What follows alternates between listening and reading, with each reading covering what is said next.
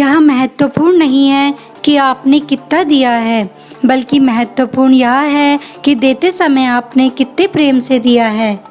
दोस्तों, आज हम बात करेंगे एक ऐसे महान महिला के बारे में जिन्हें मानवता की सेवा के लिए अनेक अंतर्राष्ट्रीय सम्मान एवं पुरस्कार प्राप्त हुए हैं। जी हाँ दोस्तों, हम बात कर रहे हैं मदर टेरेसा की। मदर टेरेसा का जन्म 26 अगस्त 1910 को स्कोप्जे मैसिडोनिया में हुआ। उनके पिता का नाम निकोले बुआचू और माता का नाम ड्रेनेफाइल बुआचू था। जब मदर टेरेसा सिर्फ 8 साल की थी तभी उनके पिता की मृत्यु हो गई थी, जिसके बाद उनका पालन पोषण उनकी मां ने किया। वह 5 सिबलिंग्स में से सबसे छोटी थी।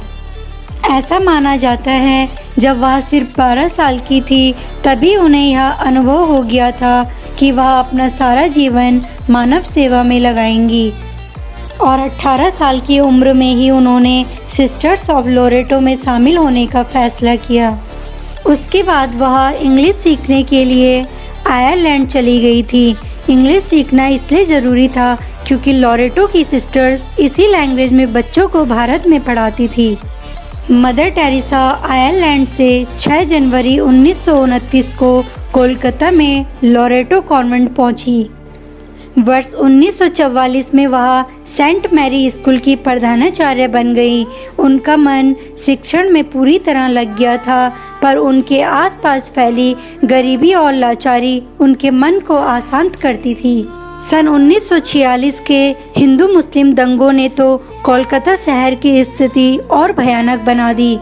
यह देखते हुए मदर टेरेसा ने गरीबों, असहायों और लाचारों की मदद करने का मन बना लिया। इसके बाद उन्होंने पटना के हॉली फैमिली हॉस्पिटल से आवश्यक नर्सिंग ट्रेनिंग पूरी की और 1948 में वह वापस कोलकाता आ गई और वहां से पहली बार तालतला गई, जहां वह गरीब असहायों की देखभाल करने वाली संस्था के साथ जुड़ गई। धीरे धीरे उन्होंने अपने काम से लोगों का ध्यान अपनी ओर खींचा। इन लोगों में देश के उच्च अधिकारी और भारत के पीएम भी शामिल थे, जिन्होंने उनके कार्यों की सराहना की थी। तब वह लोरेटो छोड़ चुकी थी। शुरुआती दौर में मदर टेरेसा को इन कार्यों में बहुत कठिनाइयाँ आई थी, लेकिन लोरेटो छोड़ने के कारण उनके पास कोई आमदनी नहीं थी। वो अपना पेट भरने के लिए दूसरों से मदद लिया करती थी। जीवन के इस महत्वपूर्ण पड़ाव पर उनके मन में बहुत उथल पुथल हुई। अकेलेपन का एहसास हुआ और लोरेटो की सुख सुविधाओं में वापस लौट जाने का भी ख्याल आया, लेकिन उन्होंने हार नहीं मानी। 7 अक्टूबर 1950 को उन्हें वेटिकन से मिशनरीज ऑफ चैरिटी की स्थापना की अनुभूति मिली। इस संस्था का उद्देश्य भूखों, बेघर, लूढ़े लंगड़े, अंधों आदि से ग्रसित और ऐसे लोगों की सहायता करना था जिनके लिए समाज में कोई जगह नहीं थी।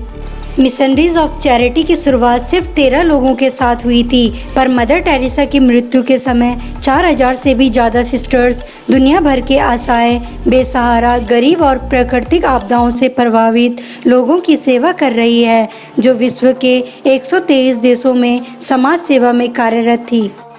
मदर टेरेसा ने अपने निर्मल हृदय और निर्मला शिशु भवन के नाम से आश्रम खोले। सच्ची लगन और मेहनत से किया गया काम कभी असफल नहीं होता। यह कहावत मदर टेरेसा के साथ साबित हुई। जब मदर टेरेसा भारत आई तो उन्होंने यहाँ बेसहारा और विकलांग बच्चों और सड़क के किनारे पड़े असहाय रोगियों की दयनीय स्थिति को अपने आँखों से देखा। इन सब बातों ने उनके हृदय को इतना द्रवित किया कि वो उनसे मुंह मोड़ने का साहस नहीं कर सकी। इसके पश्चात उन्होंने जन सेवा को ही अपना सब कुछ मान लिया। मदर टेरेसा को उनकी सेवाओं के लिए विविध पुरस्कारों एवं सम्मानों से सम्मानित किया गया। भारत सरकार ने उन्हें 1962 में पद्मश्री से सम्मानित किया और 1979 में नोबेल शांति पुरस्कार से और 1980 में भारत का सर्वोच्च नागरिक सम्मान भारत रत्न प्रदान किया गया। मदर टेरेसा ने नोबेल पुरस्कार की $1,92,000 की धनराशि गरीबों को फंड कर दी। 1985 में अमेरिका ने उन्हें मेडल ऑफ फ्रीडम से नवाजा। अपने जीवन के अंतिम समय में मदर टेरेसा ने शारीरिक कष्ट के साथ साथ मानसिक कष्ट भी झेले, क्योंकि उनके ऊपर कई तरह के आरोप लगाए गए थे।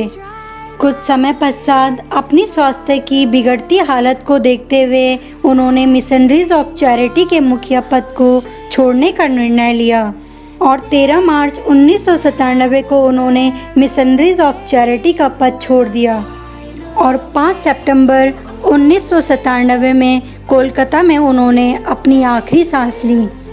मदर टेरेसा द्वारा कहा गया है, कुछ लोग आपकी ज़िंदगी में आशीर्वाद की तरह होते हैं तो कुछ लोग एक सबक की तरह।